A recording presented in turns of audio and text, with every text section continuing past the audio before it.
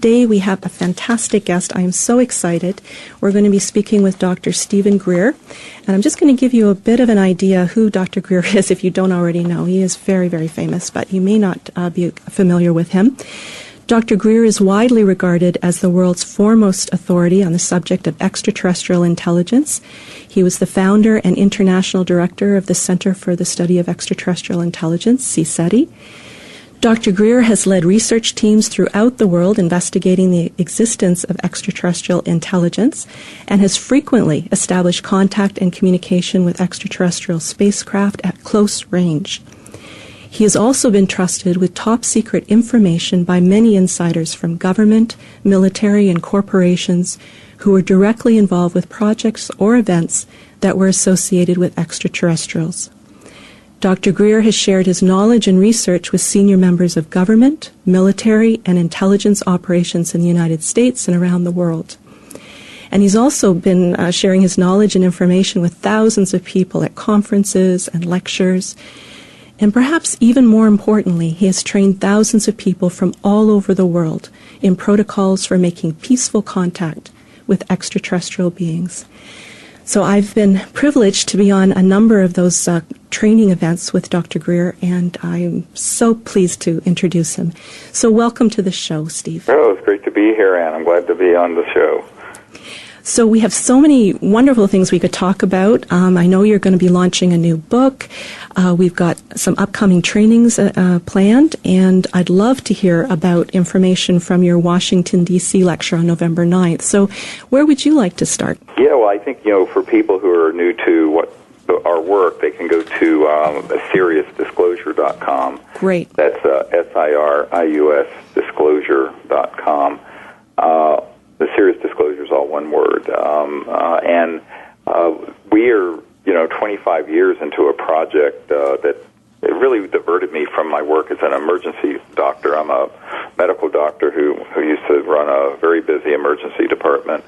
And I got involved with this issue because when I was much younger, I had a very close encounter with an extraterrestrial spacecraft and subsequently an extraterrestrial being, and began to look. As I got older, I looked into it and realized that nobody was handling the issue properly. So what we've been doing over the last 25 years is a very involved project, and it covers three areas. And the one that is the heart and soul of what we're doing is what you refer to, we call it the CE5 initiative, or Close Encounters of the Fifth Kind initiative, which I was talking about in Washington last Sunday. And that is a concept, a term that I came up with to describe people who initiate diplomatically contact with ETs where the encounter is voluntary and diplomatic and mutual, as opposed to, say, an accidental sighting that a pilot might have or someone who's out in their backyard may see. Right. And a close encounter of the fifth kind is very distinctive in the sense that we've developed it into a diplomatic protocol and now have several thousand teams all over the world. And if you go to our website, you'll see there's a training app you can get for smartphones that has an enormous amount of information that goes through the whole protocols that we use for making contact. And then there's another app that's what we call the ET Contact Network app. It's a free app that will show you where people are that live near you. And you can find links to both of those at our website at SiriusDisclosure.com. But the idea is to mount a citizens' diplomacy effort, much like Physicians for Social Responsibility back in the Cold War were sending doctors over to the Soviet Union to establish a rapprochement and a dialogue. Well, this is an interstellar version of that. And, the core of it, and since we're on, conscious evolution radio here, I think we can go into what the real fundamentals of contact are. We do have technologies we use. We have high-powered lasers, and we have electromagnetic signals we send out into space, and et cetera. And we have a lot of electronic equipment when we're out under the stars. Doing this, as you know, and yes. You've been on 5 of these, I think, That's now. Right. And but the core of it is understanding what I call transdimensional interstellar science. or TDIS. And the transdimensional part is understanding that civilizations that go from one star system to, say, this star system, that are higher intelligent life forms, by definition, have to go through other dimensions to get here. They cannot stay on a straight line through linear space. So the science behind this is what we covered for 4 hours in Washington at this briefing, and which is the subject of a great many of the books that I've written. There are 4 books out that people can get at our website. And it really talks about how the electromagnetic communication systems that extraterrestrial civilizations use are wired into thought and consciousness. And, of course, this sounds very impossible to someone who's used to just using a smartphone, which travels at the speed of light, those signals, radio signals. But thought and consciousness is resonating in a non-local field of consciousness that is omnipresent and is, because of the non-locality of it, meaning that it's not fixed to space and time, it can be picked up instantaneously regardless of the distance. And that is the only way that a civilization can go interstellar. It has to cross what I call the light barrier into these other dimensions, which are increasingly centered in higher consciousness.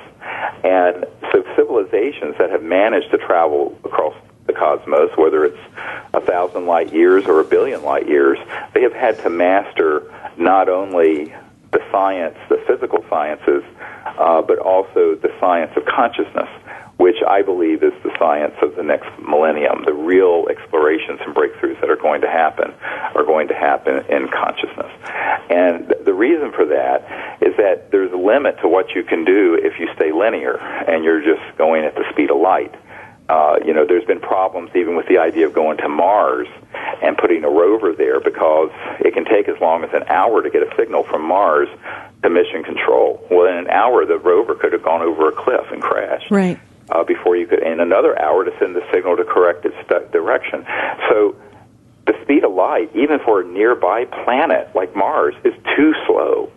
So what you begin to realize as you study encounters people have had is what the Dr. J. Allen Hynek, who used to work for the Air Force, he was an astrophysicist and astronomer, he basically concluded this was all real, it was interplanetary, but that there was a great deal of what he called high strangeness.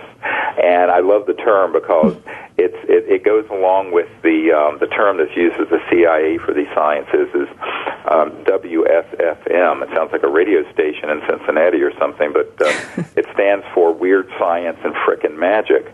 And at Northrop Grumman, a company where my uncle worked, he worked on the lunar module, put the first man on the moon.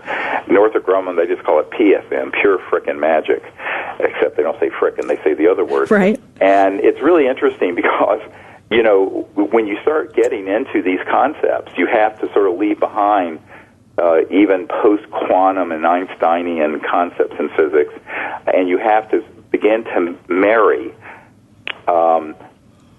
the knowledge we have of the physical universe and electromagnetism with the ancient Vedas and Vedanta, and the knowledge of consciousness and higher states of consciousness, and the experience of this universal one state of consciousness, or the samadhi state.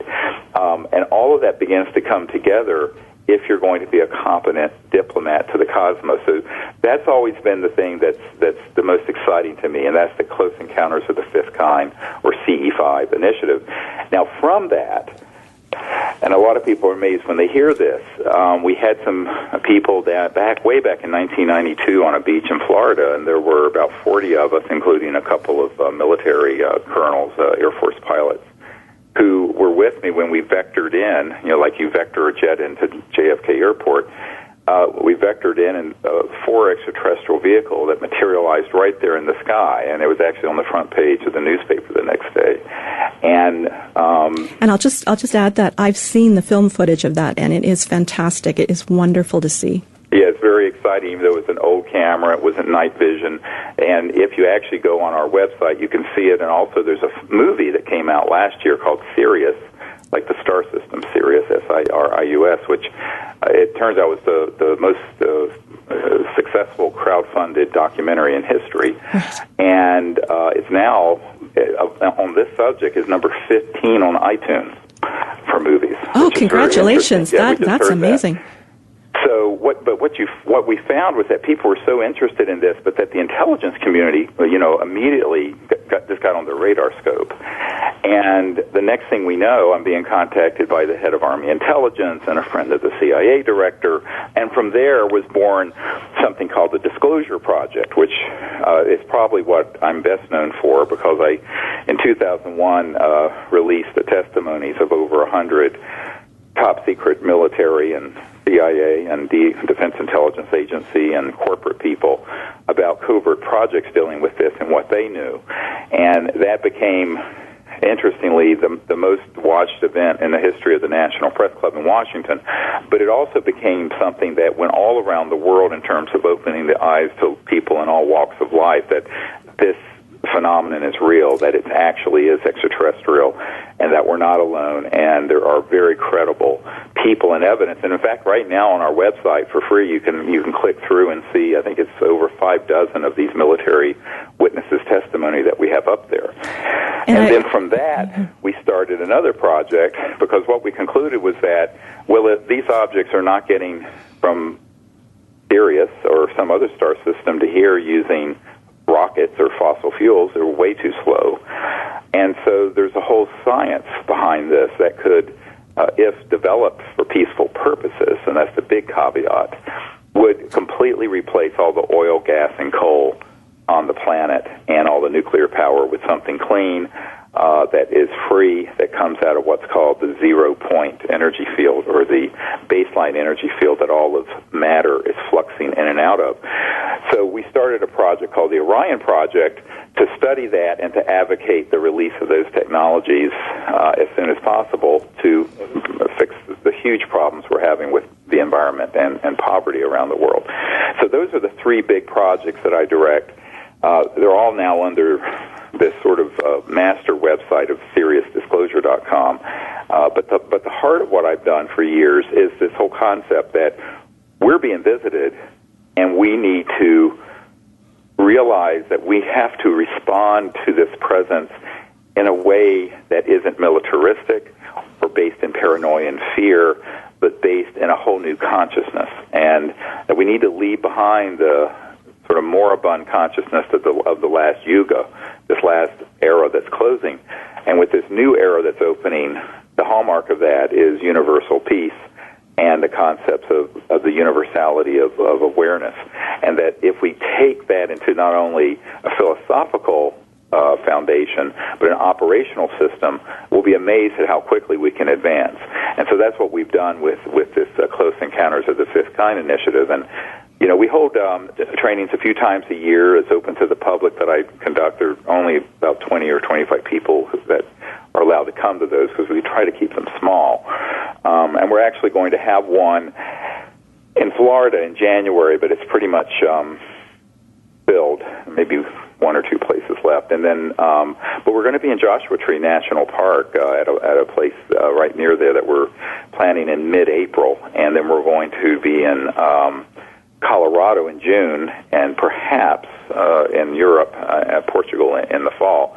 So we try to do these around the world a few times a year, where we take a team and really do a whole week intensive training them in meditation and what's called remote viewing, where you can go into deep consciousness and see remote places and make contact with these ETs and invite them into the area. And we have never been disappointed. We've never done an expedition where we haven't had some kind of contact, whether it be electromagnetic, images, photography, an object, and certainly in consciousness always.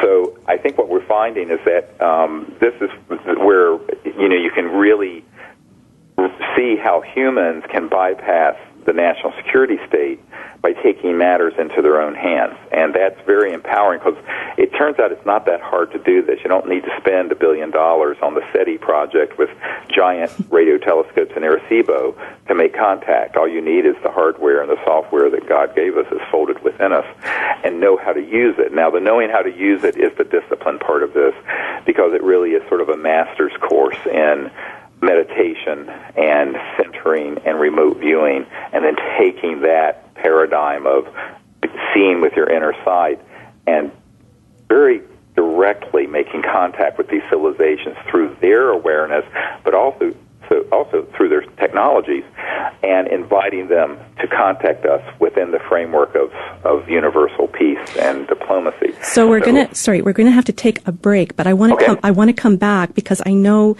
people who haven't been on the trainings, they have been fantastic. They've changed my life. They've been very, very profound. So I'd like to talk more about that. Sure. So this is Ann Gelsheimer on Conscious Evolution Radio, and we'll be back in just a moment. And we are with Dr. Steven Greer, who has been sharing with us the contact protocols that he's using on the trainings. And I want to ask him more about that, more about what happens on these week-long trainings.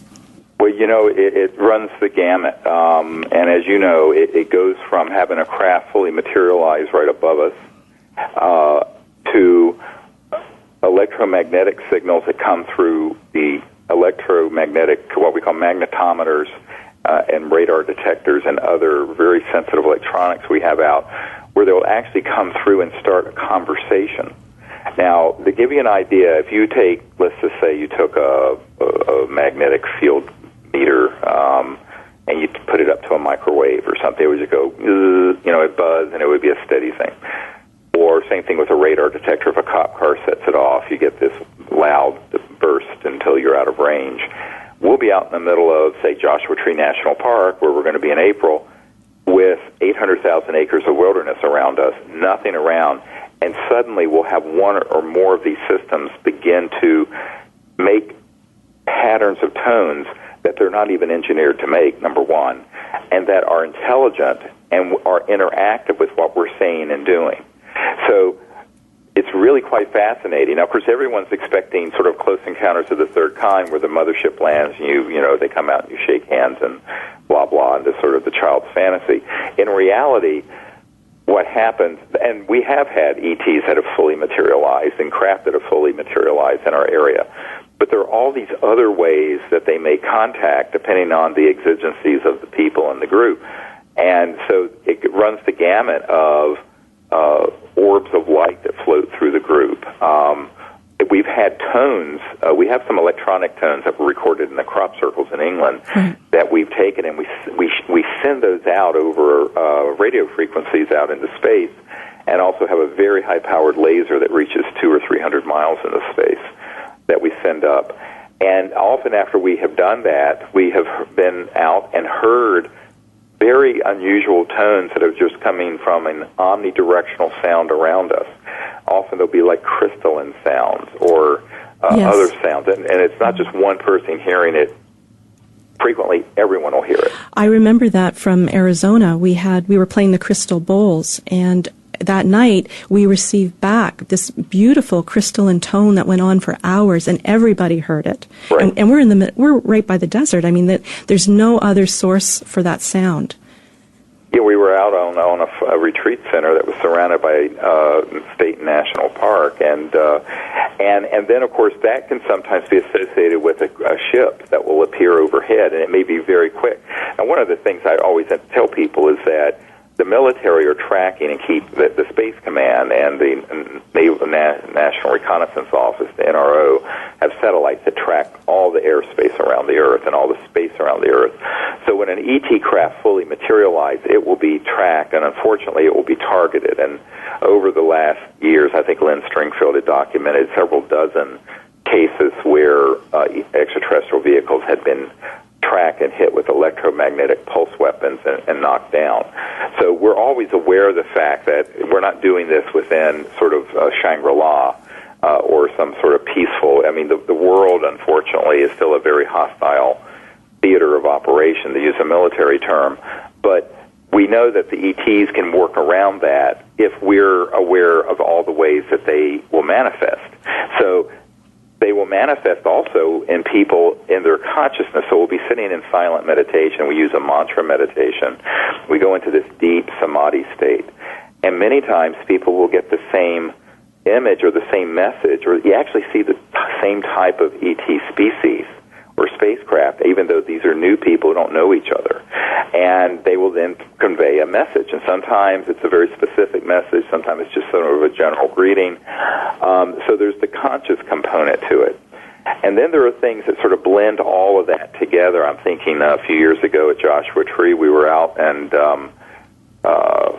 not that long ago, and we were taking a break, and I was walked out in the desert east of the circle, and this kind of cream white golden sphere materialized right beside my shoulder, maybe 3 feet from my shoulder, and was following along, walking with me, moving with me. Wow. And we all saw it, everyone saw it, and I went, oh my God, and then it blipped out, it sort of dematerialized. And I said, well, they're here, we need to get back to the group. So we went back to the group, and it was an amazing, beautiful night, and I got everyone quiet. We heard 4 different extraterrestrial voices. I don't know what language they were speaking, but you could hear voices speaking that were not human or human language in the desert, just outside the group, to basically to the southwest of our circle out in the desert. Right. And when I look through these night scopes, I have a very excellent, they're equivalent of a high-end 4th generation night scopes. Where the sound was coming from, there were nothing there. It was just voices, disembodied talking, but everyone could hear them. So I said, well, let's be quiet. A member of our team, Raven, took a photograph, about a 3 or 4 second exposure, and in the photograph, this is on our website, is this ambassador from the Andromeda Galaxy, is what we were told later, who was there floating just above our chairs, and he's turned waving to us. Wow. And sort of an enigmatic smile on his face.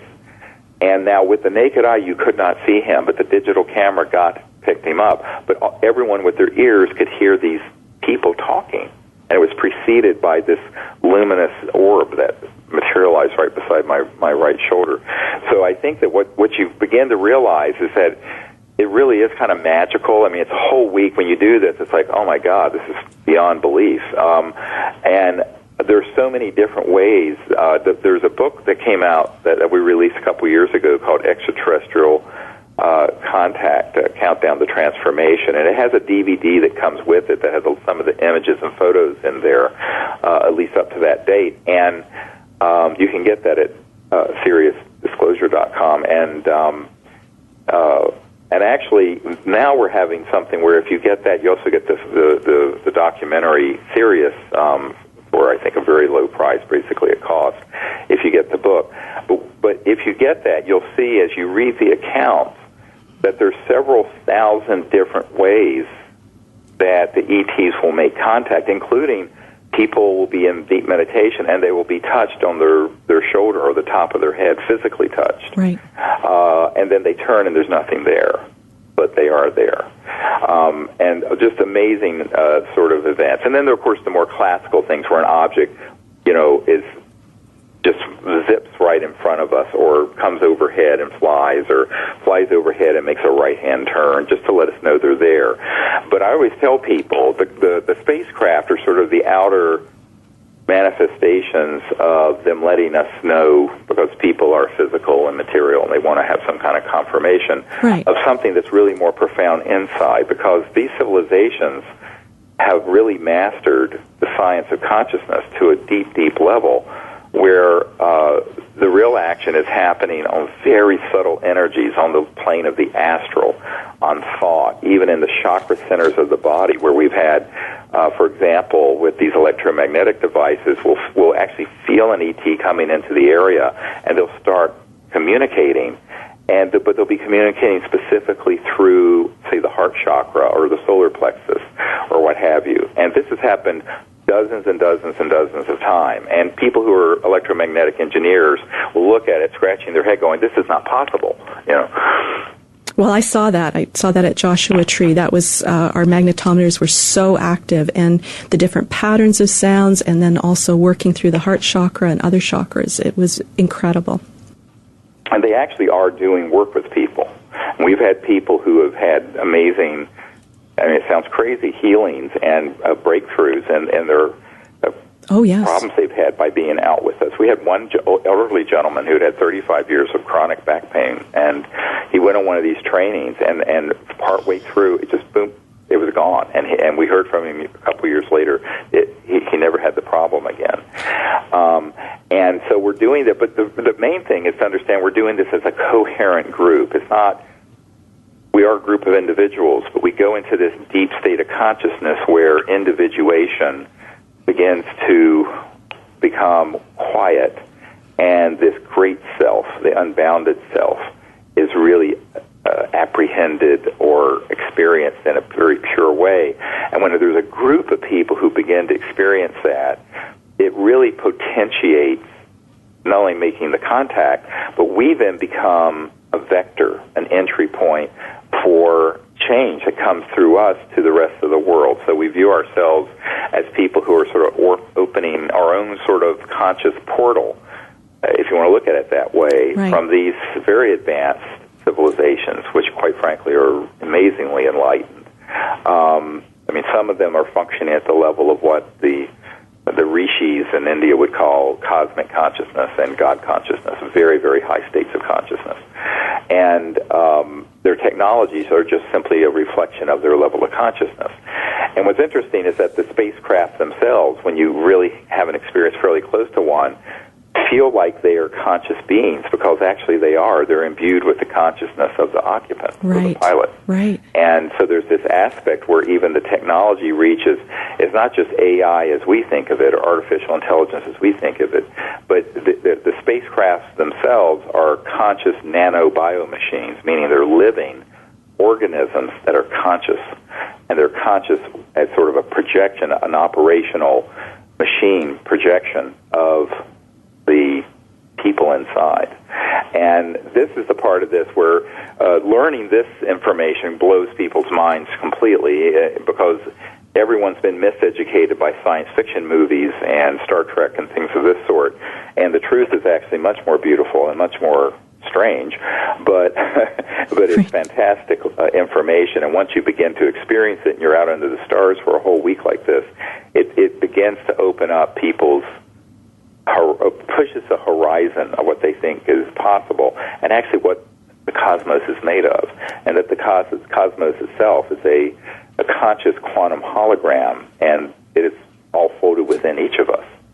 So this whole concept of conscious holography, where every single individual is sort of folded within them, is an access point to everything that exists in creation, everything that exists in the cosmos. And you don't have to go anywhere, because ultimately you become conscious of the fact that it's all holographically and like a fractal, just folded within the structure of your own awareness. And it's unfolding and learning what that consciousness is, and unfolding the deeper levels of the experience of conscious living, that you begin to understand these civilizations, because this is all information and experiences they've had for thousands to millions of years that they've reached our solar system.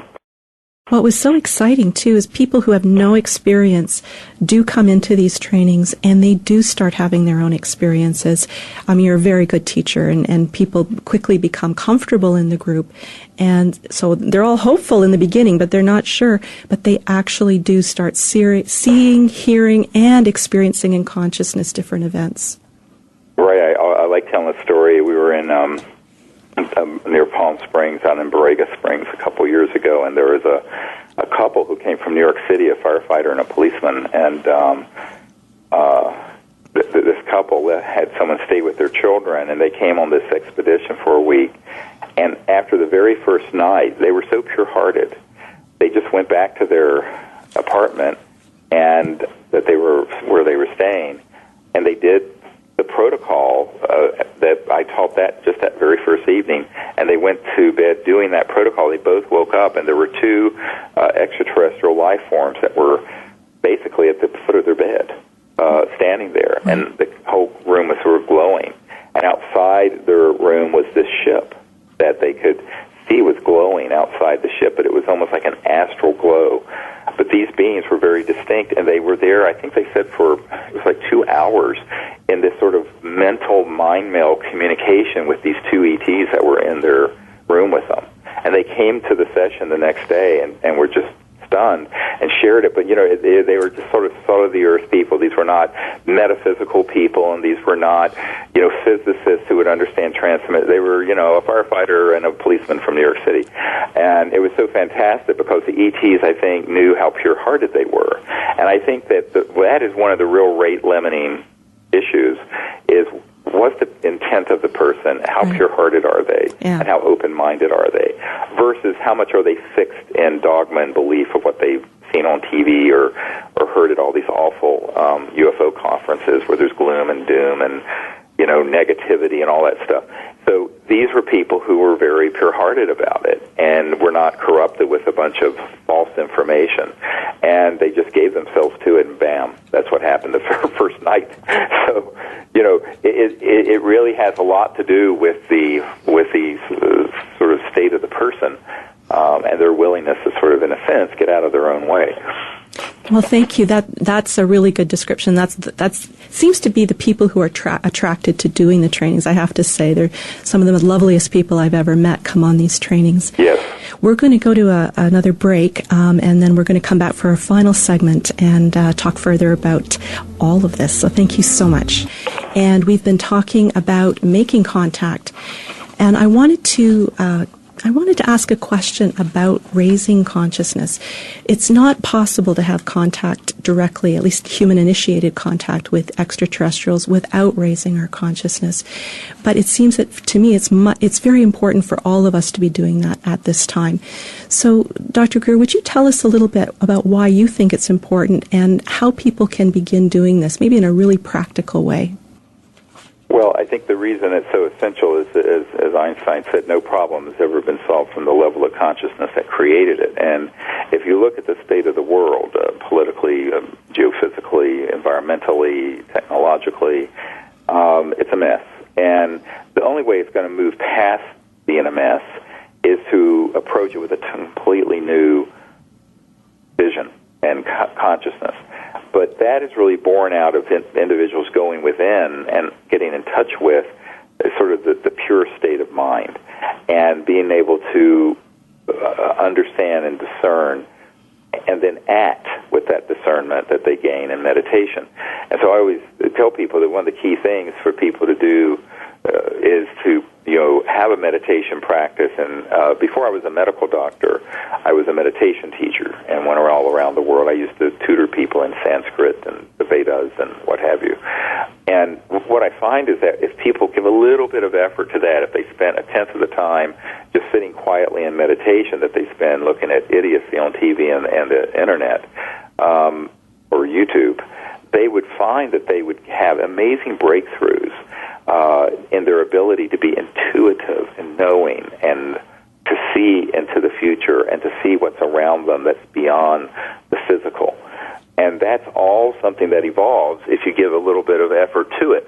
But it does take some discipline to do that. And that's why I think the first task at hand is for people to understand that this is not some sort of religious catechism, but it's just about being mindful and understanding the depth of consciousness and what your own mind is.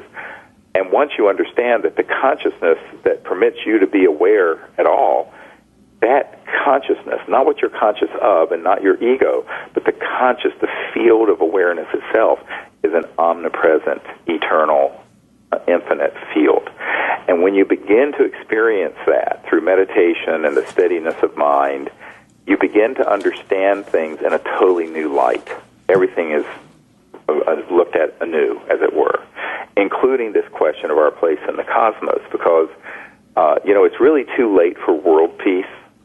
We have to have universal peace. We can't trade world peace for people then running around saying, oh, yes, well, there's life out there and we need space weapons. So we have to find a whole new way of living on this planet, and that's going to be born from a whole new level of consciousness. And that's why the meditative faculty and the ability to go deep into pure consciousness is so key, and to develop cosmic awareness over time.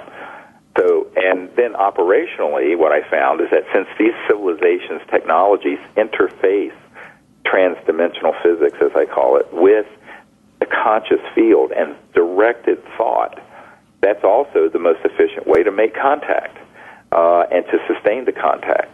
So so understanding that whole area of conscious sciences and practice is really, really central to this. But it's also central to humans beginning to be able to live together without blowing ourselves up. Because here's the problem. We're not living in the time of muskets and cannons or what have you. We're living in the time of enormously destructive weapon systems. And so we, as a species, are going to have to evolve past the consciousness of division into the unitive state, the state where people see the oneness that all life is and that all humans are, that transcend the normal fracture lines of politics and ethnicity and religion and what have you, and even the fracture lines of human versus non-human. So the only path to transcending those fracture lines is to experience this unitive state, the oneness within of that state of consciousness. And then you have the beginning, the stages of what I call the beginning of wisdom. Not the end of wisdom, but the beginning of wisdom. Now, I know on the trainings you've often commented that every single person who makes the choice to do that and makes the effort is actually changing the morphogenic field, using Rupert Sheldrake's idea, and that makes it easier for everybody else to begin to evolve and move forward. Exactly, and this whole concept, I know Rupert Sheldrake, and he and I have spoken at some events together, Oxford biologist who did the morphogenic fields, the concept, and it's really just the idea of the 100th monkey effect, where years ago they observed that if a certain number of monkeys on one island learn something spontaneously without any direct contact, monkeys on another island learn it also, and it's because of this non-local field of the consciousness that exists within all things. So as humans begin to experience this, it has an effect way beyond their individuality. It actually potentiates that good evolution and good change in people that you will never meet. And when you have a group of people who sit and do this together, the effect is even greater. If you look at the work of Dr. Bob John at Princeton, the Princeton Engineering Anomalies Research Lab, I knew Dr. John when he was living, and he and I would speak about these things. And he found that even if you have someone putting their mind on a random number generator that spits out zeros and ones, that they can, with their conscious intent, change that machine to put out more zeros or more ones, depending on what they're intending. But what was interesting, they found that if two people who were united or loved each other or were coherent and harmonious did it, the effect was 10 times greater. So when you have groups of people doing this, the effect is enormous in terms of changing this morphogenic field and potentiating a good change in humanity, which can counteract the sort of retrograde proclivities that have gotten us where we are today. And so I think that's a big part of sort of understanding the deep spirituality of how the world can be transformed non-violently, but beyond non-violent, deep consciously. So consciousness can transform the state of the world, especially when it's then followed up with action. That is so important. You've actually been a major inspiration behind my starting this radio show, because I wanted to share this kind of information, knowing that people can choose, they can make a conscious choice to get on this path and really benefit the whole world. That's right. So you do have to make a conscious choice. You also have to make a conscious choice to be at service to the cosmos and to be an ambassador of peace to these civilizations who are here watching and observing the Earth, and who are basically waiting for us to grow up. People say, why don't they just land on the White House lawn? I mean, I know Larry King asked me that question. I laughed. I said, who's White House? But moreover, if they tried to, they'd be blown out of the sky with 30 missiles. So we have to, we're the children of Earth, and we have the responsibility of making the Earth ready for her to take her place amongst all the other planetary systems that are out there, of which there are thousands. And so we have to begin to look at this from a very universal perspective, way beyond just a global perspective, but a cosmic perspective. And I don't know anybody who has moved into higher consciousness who then doesn't start to experience, whether it's beings from other dimensions, celestial beings, angels, spirits of the departed, our field of awareness just opens up exponentially. And that's a natural course in developing higher consciousness. Absolutely, and even subtle energies. I mean, it's like if you look at animals, or my dogs will pick up and sense things that most humans won't. But humans have the ability to intuit and know things much more than they give themselves credit for. But our educational system pretty much tells us none of this is possible. And so we have to sort of let go of the baggage and the burden of a reductionist and materialistic paradigm that's been foisted on us, and liberate ourselves and begin to experiment and enjoy what's already within us, and that is the fact that we're conscious, and that even in the dream state, of course, the Aboriginals in Australia call it dream time. You can go into deep, quiet awareness and then go into a dream-like state, and you can travel and see remote places. And this has been done by cultures throughout history and very well documented. And yet, we take a very in the West, a very materialistic view towards all these different states. And if there is something where someone has an intuitive knowledge, it's sort of written off as a coincidence. And yet there's a huge body of science that's developed with very good explanations behind how it's happening about this non-locality. In fact, even Einstein observed that two particles could be at the same particle could be in two places at once. He called it the spooky effect. It was spooky to him because he didn't understand non-locality. But we understand it. So once you begin to understand that and then begin to experience it, then you can evolve into an understanding of all the other, what are called siddhis, S-I-D-D-H-I-S, that the Vedas talk about, such as levitation, materialization, bilocation, remote viewing, precognition, lucid dreaming with knowledge of things going on. All of these are things that unfold naturally as you develop a familiarity with the nature of consciousness in its deep aspect, in its unbounded, non-local aspect. And that's the core of what I teach. Most people don't realize that when they come on one of these week expeditions, they're really coming to a master's level course in Vedanta and the siddhis and meditation and Vedic knowledge. But that knowledge, of course, predates any organized religion on earth, and I think probably is the remnants of knowledge that existed from the last golden age on earth, probably the Shambhala kingdom. Right. But in reality, that was probably because there was direct contact with these, what I call the trans-dimensional interstellars, that are from other planets, and they do have bodies and spacecraft, but they're not locked into materialism, and so they can materialize and dematerialize and go from one point in space to another as easily as we can call London on our smartphone. And I always tell people, as magical as this may sound, think about if you showed Thomas Jefferson an iPhone 6. Well, it would look like something completely magical, and if you were in Salem, Massachusetts, you'd be burned at the stake as a witch. Right. Now, I know that you have a new book coming out, or you're planning it, Disclosure 2.0. Would you like to say a few things about that? Well, it's really it's being storyboarded in my brain. Right. I do everything. Right. I create everything in my little mind, and then eventually it becomes manifest in this dimension, and that's how I do everything. You've watched me give 2 4-hour presentations. I have no notes. I don't do anything. It kind of is in my mind. I pull it out. But what I'm seeing this is something that actually will go all back in time, quite some time, to explain the last yuga, the last era, and particularly then accelerating through the industrial age up to the current time, so people understand the state of the world and how we got here. Great. With all the secret knowledge that people don't know about, like the fact that in the 1920s we already had anti-gravity, high-voltage systems that would cause crystals to expand and things to float. And that was T. Townsend Brown in the Kolosky-Frost experiment. And then sort of do that in a very deep way that connects a whole lot of dots that people need to have connected, both spiritual, technological, economic, political, and scientific, and then pull that into a view, okay, here's where we are and here's where we got here. Now, how do we make this course correction so that one of the Hopi prophecies that we can terminate our civilization doesn't come true, that we can actually go to this next level and become a peaceful interstellar civilization.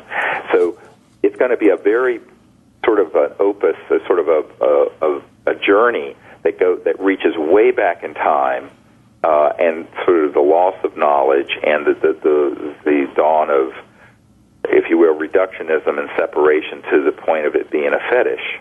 Right. And then bringing us forward to an understanding of what kind of planet we are on the verge of creating if we understand not only the sciences, but also the deep consciousness and spiritual principles behind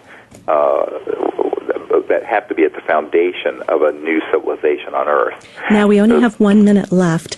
I want to make sure people can know how to contact you. So we're going to have a link on my website here for the show. Great. And they can click and get to you. There are trainings in January, just a few spots left, but more to come in April and June. Is there anything else you'd like to add for about 1 minute? Yeah, so if people have, if they want to get on, we have a mailing list. It's free. You can sign up on our website at SeriousDisclosure.com, and you can put your email address in, and we will send you updates periodically about all these events that are going on. And if I'm in a city near you, you'll see that. And also these upcoming week-long training events you will get a notice about them as we get them finalized. Okay. There's just a few things we haven't finalized for the ones in Colorado and California Joshua Tree. Okay, so that's the only reason I'm not announcing them. Sure. There are a few hanging little details. So if you get on our mailing list, that's the easiest way, because Okay. then you'll get an update. And we have again, to... if you want to learn how to do this, go to one of these. Go to our website and get one of these apps for your smartphone, and you'll be trained in all these protocols for contact. Okay, Steve. So we're actually gonna wrap up in about 30 seconds. But thank you so much. I really want you to know how much I appreciate your knowledge, and I hope you'll come back and share some more in the future. Great. Thanks so much for having me. Thank you. Bye bye. Bye bye.